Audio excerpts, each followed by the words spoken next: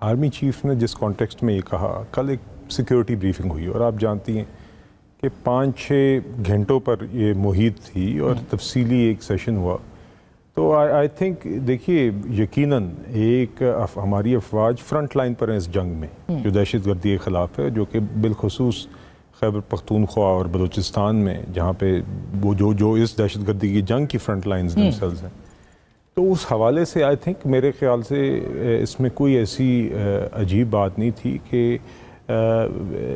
Army chief کے یہ الفاظ کہنا، because I think hard state تو ہمیں دہشت گردی کے خلاف جنگ میں تو ہونا پڑے گا، اور یہ میرے خیال سے الفاظ کہنے کی اس لیے ضرورت ہے کیونکہ بدقسمتی سے یہ بات گیون نہیں ہے. دیکھیے جس طرح کی یکجہتی اور سنگل مائنڈڈنس مجھے یاد ہے 2013 سے 18 کی حکومت میں ضرب عضب یا رد الفساد کے لیے ہوئی تھی، جب نواز شریف اس وقت پولیٹیکل ول بھی تھی. جی تو دیکھیے میرے خیال سے ابھی وہ لیک کر رہی ہے. نہیں دیکھیے اس ٹائم پہ نہیں، پولیٹیکل ول حکومت کی طرف سے ہے، مگر بدقسمتی سے ہر کوئی اس طریقے سے میرے خیال سے نہیں اس چیز کو اس طریقے سے دیکھ رہا. تو میرے خیال سے میرے نزدیک آرمی چیف کے الفاظ کا کانٹیکسٹ یہ تھا کہ ہمیں دہشت گردی کے خلاف جنگ میں ایک سنگل مائنڈڈ ہونا پڑے گا اور ایک ہارڈ اسٹیٹ ہونا پڑے گا. اور میرے خیال سے اس بات سے میں بالکل اتفاق کرتا ہوں، کیونکہ بدقسمتی سے آپ یہ جعفر ایکسپریس کا ہی ثانیہ دیکھ لیں تو اس کے اندر بھی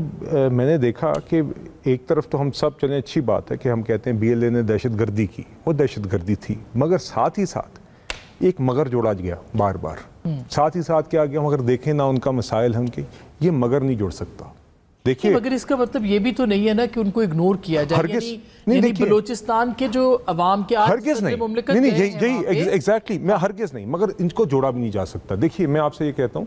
پرائم منسٹر صاحب گئے، آپ نے دیکھا کوئٹہ، انہوں نے وہاں پہ دیگر جماعتوں کے ساتھیوں کو بٹھایا، عبدالمالک بلوچ صاحب وہاں پہ موجود تھے، دیگر لوگ موجود تھے، اور انہوں نے وہاں پہ کہا کہ جو بھی گریونسز ہیں یا ڈیولپمنٹل نیڈز ہیں بلوچستان کی، ادروائز اس پہ ہم مشاورت کریں گے.